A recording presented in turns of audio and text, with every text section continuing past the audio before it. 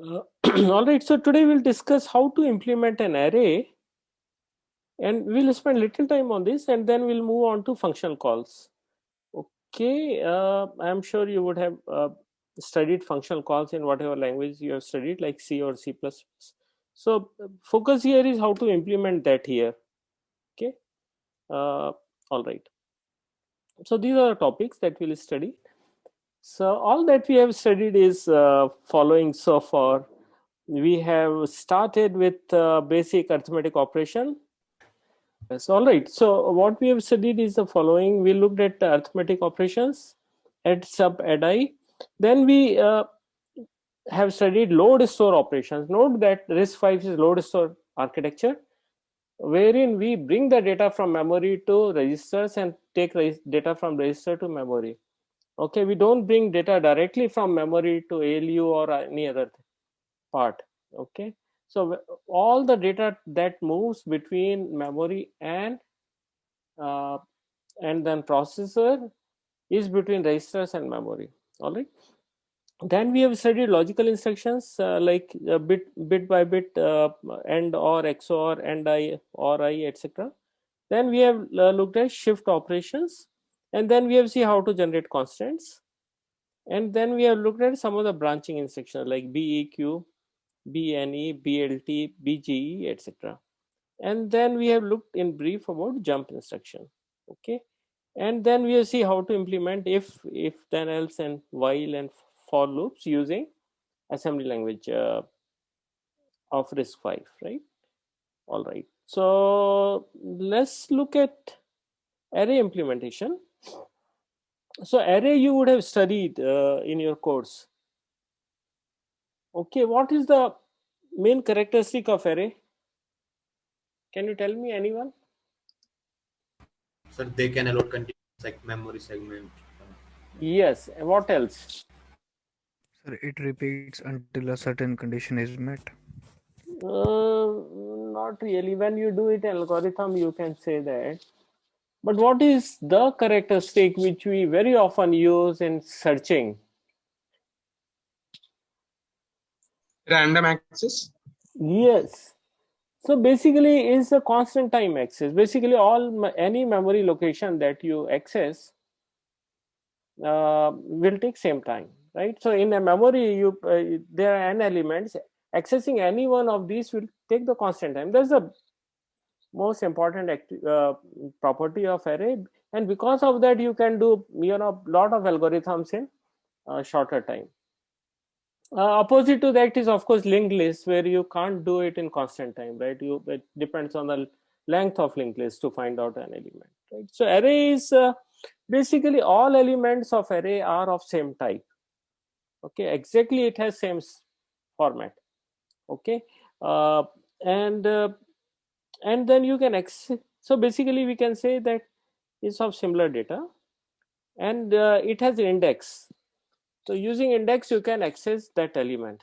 Okay, if array size is 100 between 0 and 99, then any element, say when you say array x, you define array x of integer, then x1 becomes the first, x0 becomes the first element, x1 becomes second, and so on, right? So you can access any element, and then the size defines the number of elements.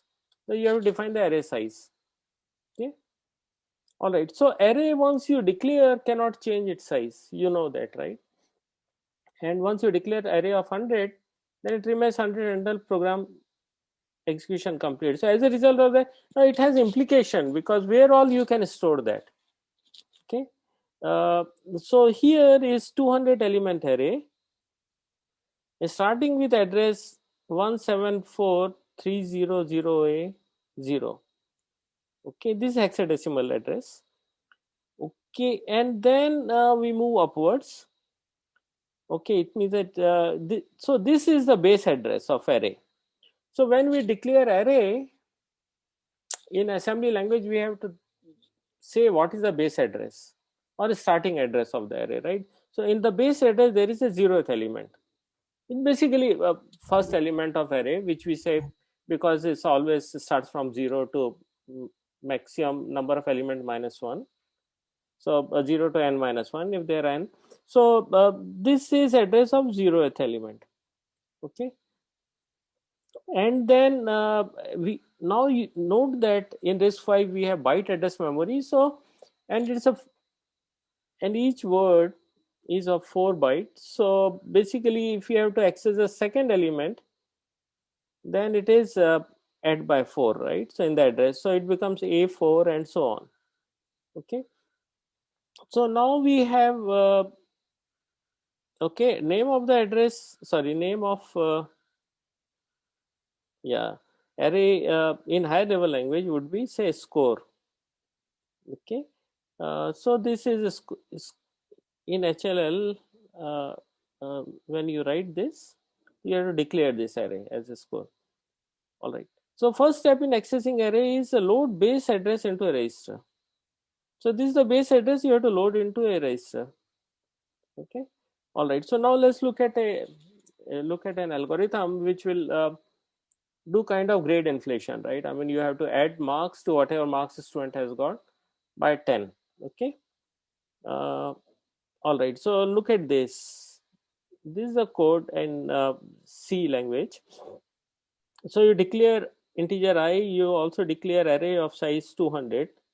Okay, and then use for loop I is equal to 0 to I is equal to less than 200 and increment I. And then for each score or each element in that array, you add it by 10. So this is a very simple algorithm that we have. Okay, in assembly, what are we going to use? We'll have to use number of registers. Okay, so first we have to say where the array is starting. Okay, so then the memory, you know, each element of 4 bytes, because we are accessing, say for example, integer. We are actually accessing integer here, right? So each integer when you implement in RISC-V is of 4 bytes. So address starting from say here, then this becomes a base address. So we have to define in a register, and we have to use some instruction, load and store instruction, right? So when we have basically when we start reading from here, so we have to load the value of something that is stored at this address. Okay, so we say load to some register, say for example T1, and then bring the value from this. So we'll have to say initially it will be 0 offset and then some register, say register we use S1. Okay, and this S1 contains the base address. Then you can read the first one. The second one you have to read this one, then you add it by 4. Okay, this offset increase it by 4, then you get a second element. Increase it by 8, you get third element. So there's a way we do the way we access different elements. So now let's look at the algorithm here. S0 stores a base address. Okay, S1 stores the index. Basically here the offset you have to increment it, right, by 4. So I will be used for that. Then what we do, then we have to load. Okay, now S0 is a base address, and we have already brought it here. I mean, we have seen how to bring it, right? I mean, earlier class we have seen how to generate a constant. Okay, so we have brought this one to S0. Okay, and then we have to initialize S1 with 0. So we do add I S1 0 plus 0, that's 0, which is nothing but value of I. Okay, and then we have to compare this I with 200. So this number 200 will be in register T2. So bring this to T2. So T2 becomes 200.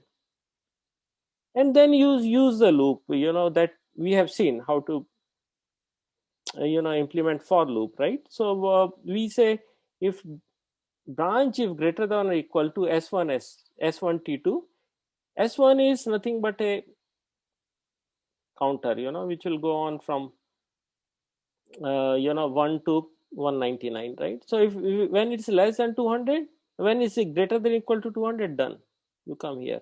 Otherwise you create this value. The next instruction is creation of this value. So basically every time you have to add it by 4. However, in the beginning is 0, so this first instruction will give you 0 because initially S1 contains 0, and then you add this to get address of first element.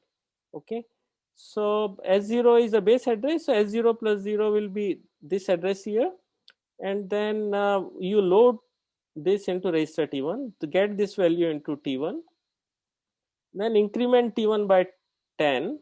Here you are incrementing by 10, and after that you store into same location. So once this value gets incremented by 10, bring it back to this location and do this repeatedly, and then you add S1 by 1, right? So now S1 becomes 1. When you shift it by 2 times in the next cycle, here it becomes value 4, and you add to base address, then you access the second element and repeat this process.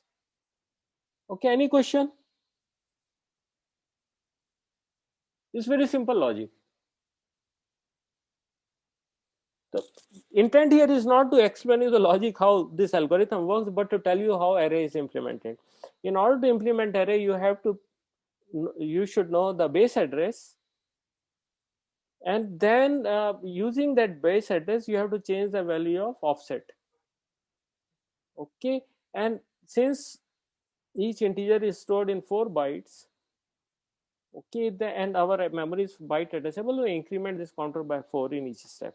Simple. Okay, this is another example where you have to multiply each element by 8. So please go through it. There's nothing very specific about it, right? So this implementation is given here exactly similar way. There's nothing. So instead of shifting it by 2, we shift it by 3, right? So and do the manipulation. It's very simple as what we have done earlier. Okay, so please go through it. I have just brought in here because you can look at it, and if something you don't understand, you can get the concepts from here. Okay, then we will not be studying this character set because you would have done this in C programming language. This is exactly similar. We are using ASCII code here if you want to play with characters. Okay, and only thing note here is that each character requires 1 byte. So if you create a byte string, etc., you'll have to remember this fact. Okay, all right. So please go through this, how to access a character array, etc. Okay, any question up to this point? Okay, function calls.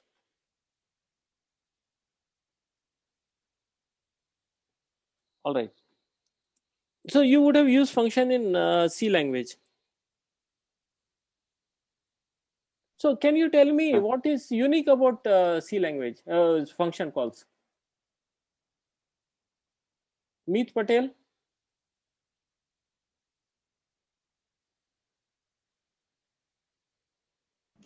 Yes, sir. बताइए, what is why do we use function or procedures in any language?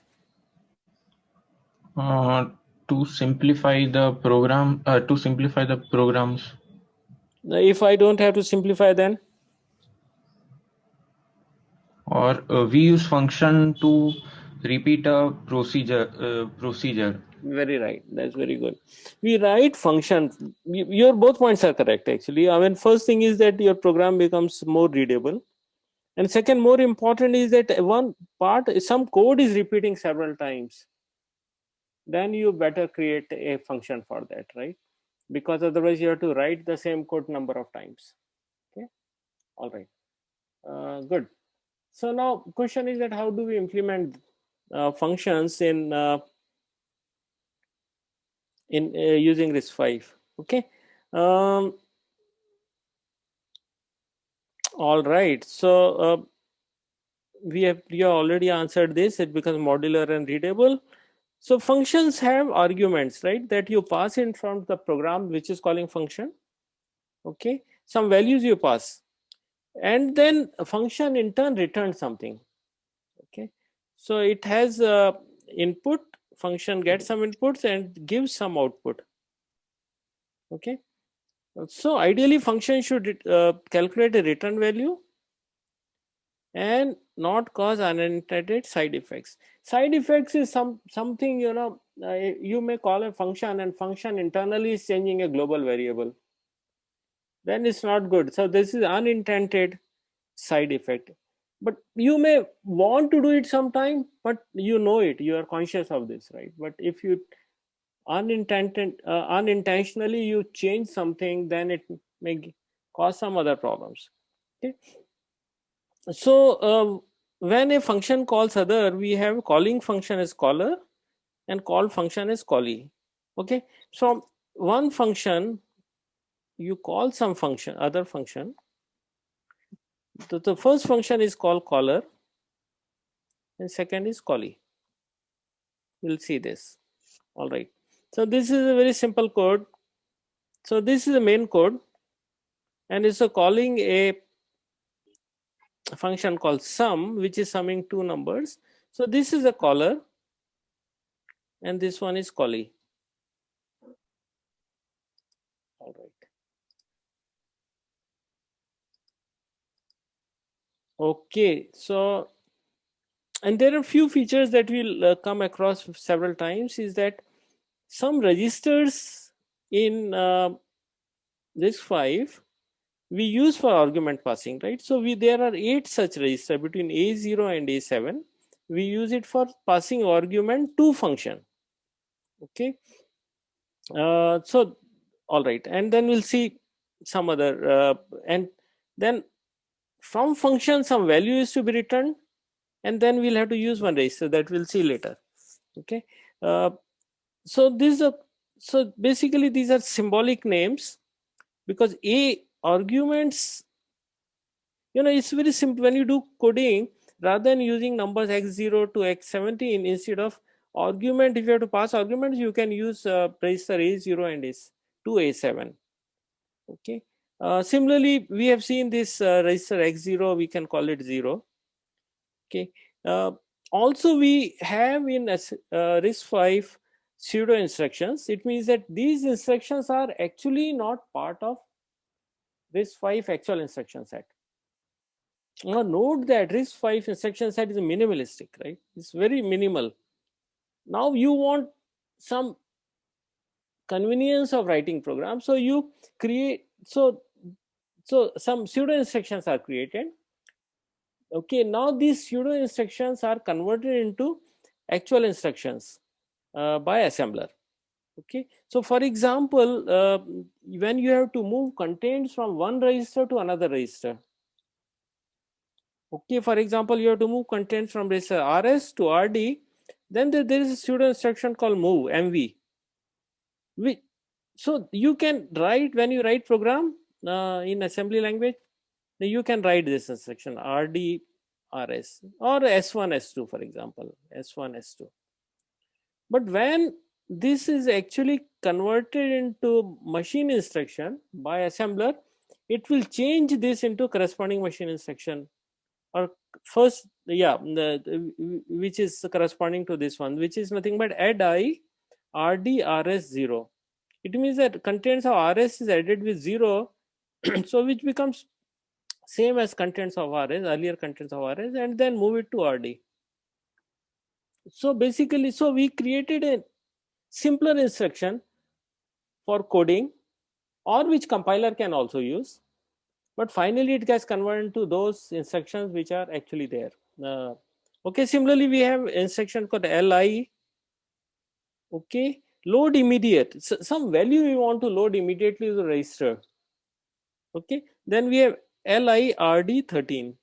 For example, LI, if we want to load 13 to register RD, then we'll say load immediate to register RD13. So this instruction does not exist in RISC-V actual instruction, machine instruction, but at higher level we can use this, which will get converted into this instruction. okay, which is add immediate RD X013. All right. Okay, and we have seen this naming earlier, right? So we have X1 is RA, X2 is SP, X3 is GP, X4 is TP.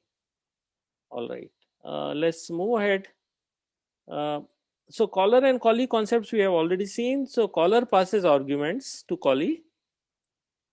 Okay, so basically arguments are put into some registers which we have discussed just now, and then callee knows where to read these arguments. Okay, once caller puts arguments into those registers, it jumps into callee's address. So basically next instruction then executed is where callee function starts. Okay, so callee in turn what it does, okay, it acquires local storage needed for function. Okay, we'll see that. Perform the function. Now local storage here could be if it needs dynamic memory, then it will do malloc, or if it may want to use some register, then it will have to initialize them. Okay, and return results to caller. So because once function is executed, it will have some value to return. Okay, and then put that value into some register. Okay, which caller can use. Okay, and once that is done, the value is kept into register, some register, which caller can read. Then go back to from where the jump has. So from to the function which has called it, and the location which is next to the jump location. Right? So essentially it's like this. From main, this instruction say function call. Okay, then you jump to callee function, and then come back to the next section. Okay, and arguments are passed using some registers, and result also comes with some registers. We'll see what are those. Any question? Sir, would you repeat that last part, that callee? Okay, now we just wait for a few seconds, a few minutes, and this will become clear, right? So when callee, see, when execution of function is over, then control should come back to caller function which has called the callee function, right? So now the control should go to instruction next to where the function call has happened in the caller function. Then it will continuously continue to execute. We'll see this. And return value has to be there in some register which caller can read. Note that we are at assembly language instruction level or machine level instruction level, right? So all these things which you do in higher level language, you don't even care about it, how the values are passed. Now you have to care it. Okay, so we'll see how this is done. Okay, now registers we use, of course, I mean, reason we know this registers A0 to A7, which is nothing but X0 to X17. These are the 8 arguments we can pass, okay, to function. Don't ask me what is if more than 8. Of course, if there is more than 8, then we use the memory locations. Okay, we'll look at some of these concepts later. Okay, so a function is, this is caller is calling some function. Okay, say function, for example, sum 2 numbers. Okay, so when this call happens, control comes here. Okay, but we need, once this execution of this is over, we have to come here. So how does this guy know where to come back to? It means that this address must be available to callee function. Yeah, okay, and this is nothing but in register RA. Okay, so register RA, when function call is made, at the same time RA return address is kept in register RA. Return address is address of the next instruction. Okay, and when this callee program completes execution, then it reads register RA, which is nothing but register X1, and jump to that location. Is it clear now? Yes, sir. Yes, sir. Okay, so let's look at the instruction called JAL, jump and link instruction, right? Okay, linking is nothing but store the return address into register RA. Okay, so this instruction says that an instruction that branches to address, okay, it means a branch to address simple. Okay, okay, in simple is a label that we have defined in a program, and simultaneously save the address of following instruction in register RA. So if you are executing a program and we have instruction JAL RA to simple, simple will be somewhere, okay, label. So program will go to this place, or control will go to this place, and before jumping next instruction, whatever is next, that address will go to register RA. So all right, such that now return from that function which is starting at this address is possible, because we'll read the value of RA and then using jump instruction will jump back. The link is, word link is nothing but this linking the from where we are calling, such that return is possible. Okay, so returning is possible using this RA. So is this reason we call it RA linking. Okay, look at the okay, and then there is another instruction called JR. Now note that this is pseudo instruction.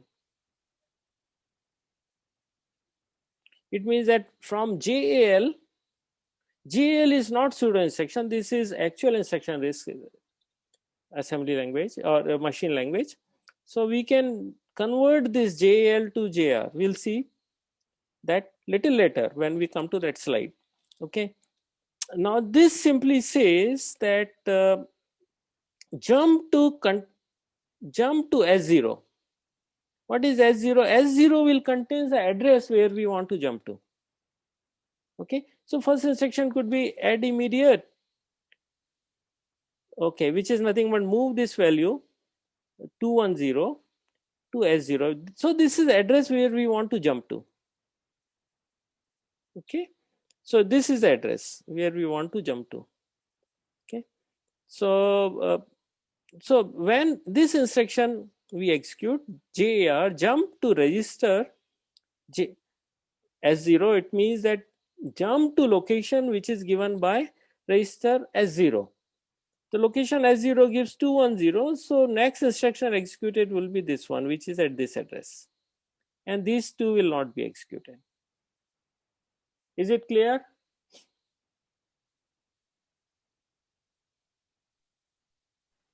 Yes, sir. Okay, all right.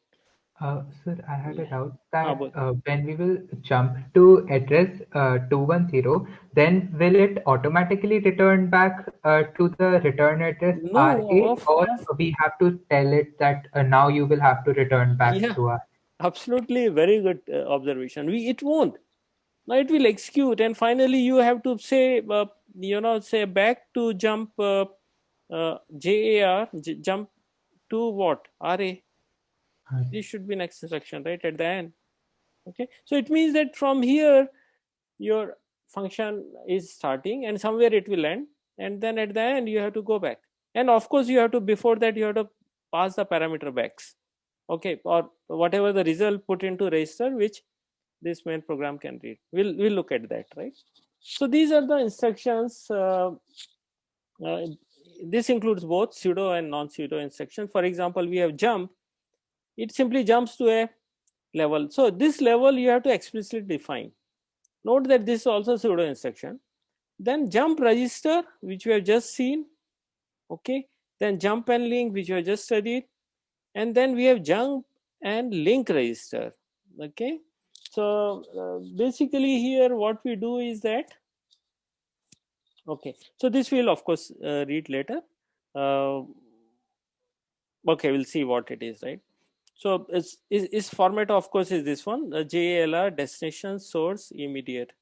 Okay, so we'll see how it works.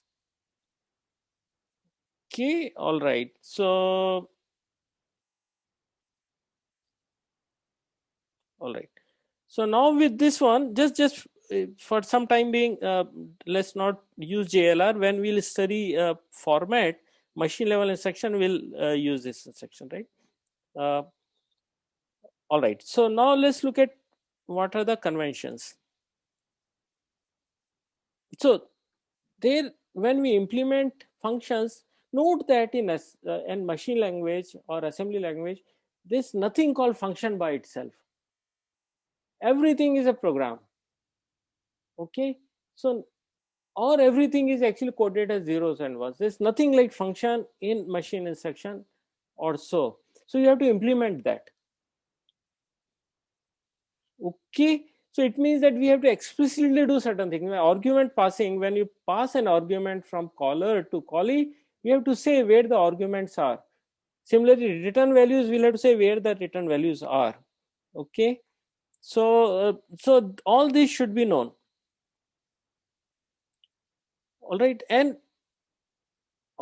caller, okay, and that caller stores the return address in register array such that callee can return back reading register array. Okay, and then one thing that one has to do very carefully is that don't, when callers call a callee and callee executes, don't create side effects. It means that, you know, caller would have some architectural state, some register values,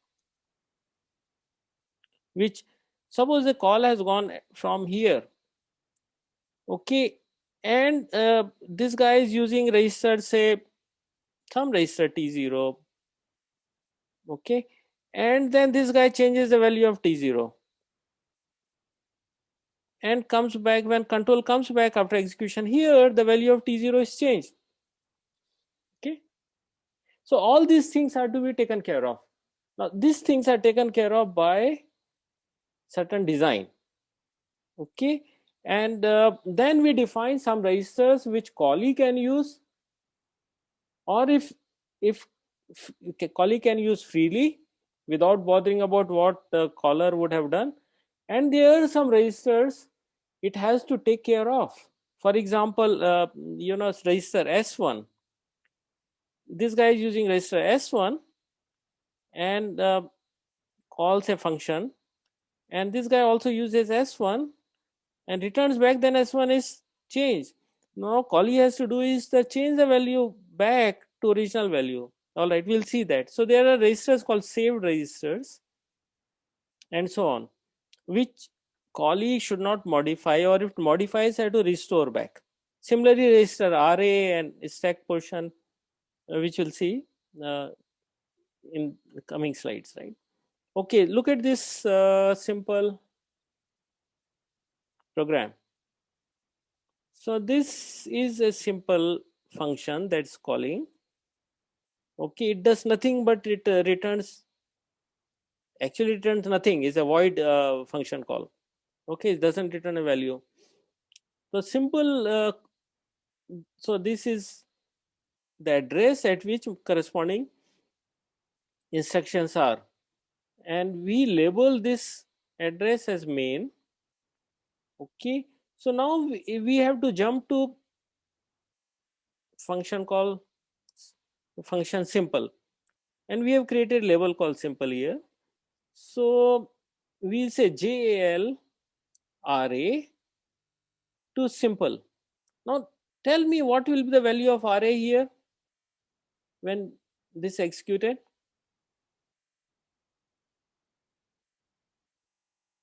What array register will have when this program is executed? Anyone? 304. Very good. 304 is right. And then simple, it means that now this is the label corresponding to this address. So go here. Okay, and the next instruction executed jump register array. It means that now look what 30 this value, and then go back to this next section, which is this one. So this shows how you can create control when you move from caller to callee. Okay, any question?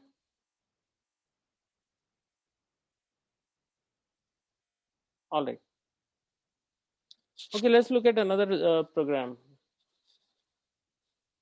So what we are doing here is that calling a very simple program, which is function, which is doing nothing, and then executing once control comes back, execution of this instruction.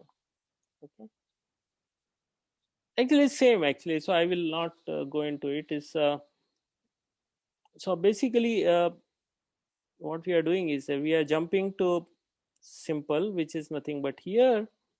Okay, executing then coming back here. So there's nothing special, right? It is only thing is that what are the value of array and is demonstrated here, which we have already done it earlier. Okay, all right. So in the previous example, which is same as here, we see that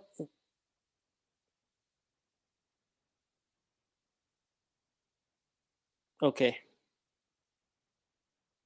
so we can in fact create another pseudo instruction, because you know this array saving is done automatically.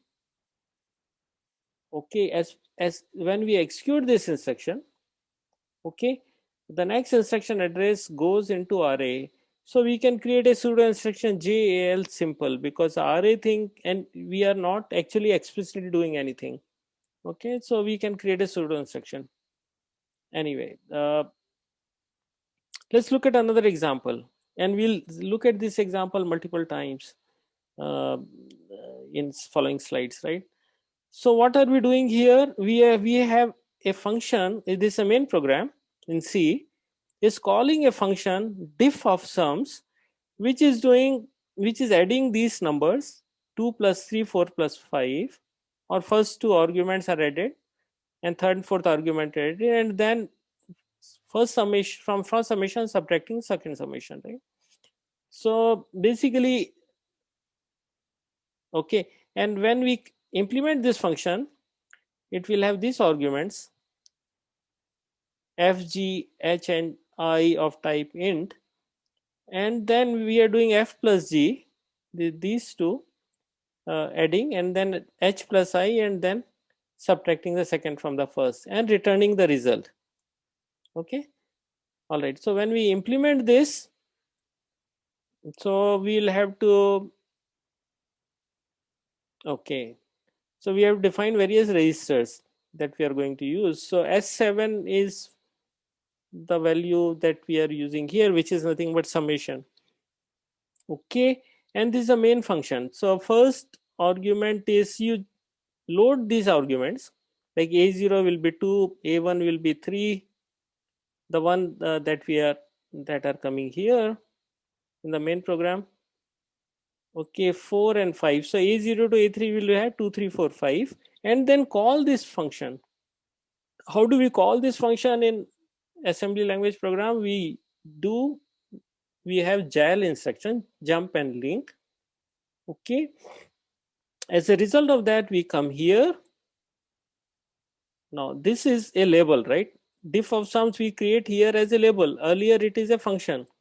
Okay, you can call here, instead of diff of sum, you can call any label. Okay, doesn't matter. Okay, once you come here, you do the simple operations, right? Do f plus g using add instruction, then h plus I again using add instruction, and then subtract instruction. So this is simple. Okay, and what is the next thing? Now next thing is that this result S3 you will have to put in argument register, which can be read by main one, right? So now put this into register A0. Okay, A0 and A1 gives you, so A0, A1 we use also to pass parameters to callee, and also these use this for return values. So A0 is used as a return value. So return value, which is nothing but f plus g minus h plus I, comes here, A0, and then next instruction is jump back to array.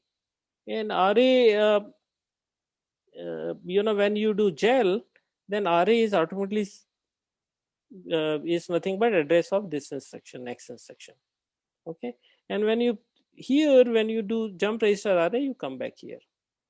Okay, and this instruction when you execute, now S7 is the value of y, which is answer. Okay, then you have to read the A0, because A0 gives a return function which comes from here. And so A0, by this instruction, the answer is coming to S7. Okay, so now see, only thing that this example gives you or illustrates is essentially use of this argument passing. A0 to here, A0 to A3 we are using for passing argument from caller to callee, and then callee will do its job and then calculate the return value, and the return value it will put into register A0, and the main function will read the value of A0 from there. And of course, we have use of jump, etc. Any question?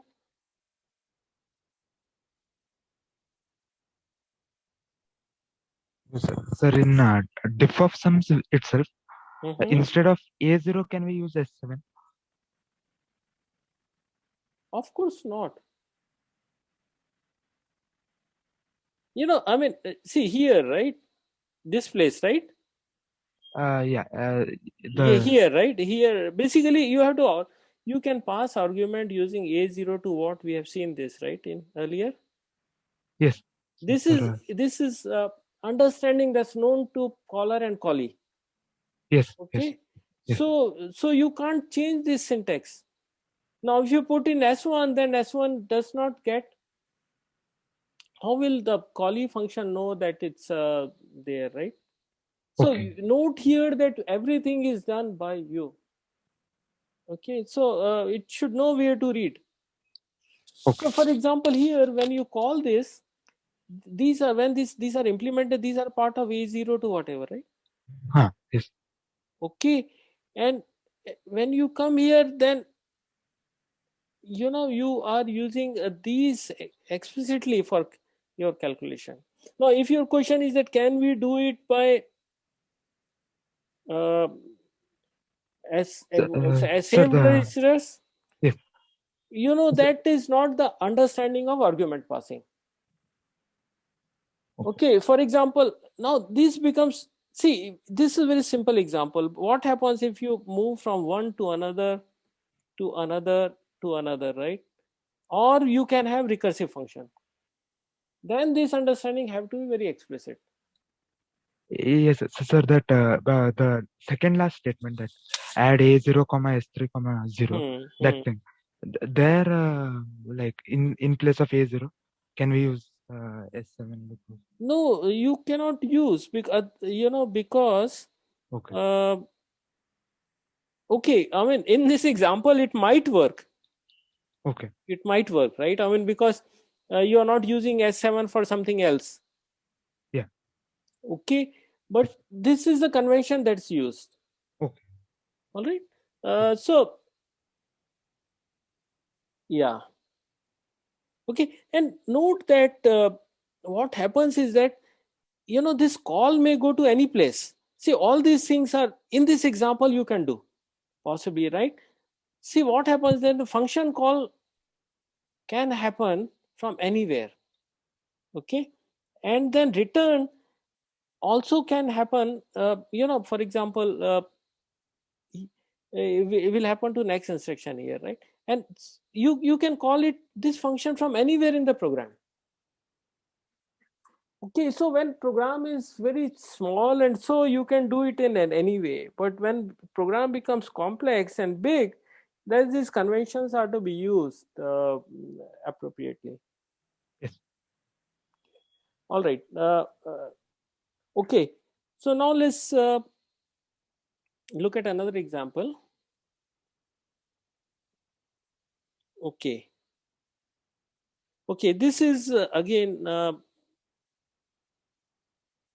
the same one, excepting that. Okay. Okay, so we are looking at this part of the code. Note that registers T0, T1 and S3 are used in function call.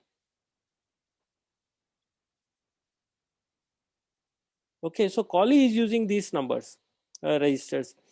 And if we have used that registers in main program here, then this would have created side effect, which we don't want. Okay, so that's the reason again we are using some conventions.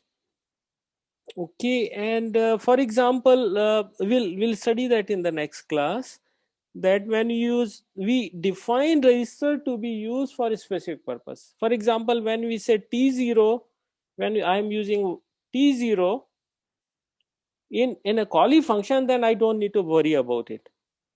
Similarly, when using temporary T1, then I don't need to worry about creating a side effect or not creating side effect. You can change it freely. But when I'm using S3, okay, then I need to restore its value before returning. Okay, there's a convention again. Okay, now there is a possibility that S3 is not used in the caller function, or there's a possibility that could have been used. If it's used, then if you change this value, this will cause side effect, or it will corrupt the value of S3 and it's not required. So all saved registers are, if they are used in callee function, then needs to be restored. Similarly, there is a convention that we'll study in next class, that all temporaries can be used freely by callee. But caller, if suppose in the main program I am using T0 somewhere here, then it's my responsibility to save this somewhere, okay, so that I can restore it. And normally I do this savings in stack before making a phone call. So we'll study the concept of stack in the next class and see what are the conventions. Okay. All right. Any question?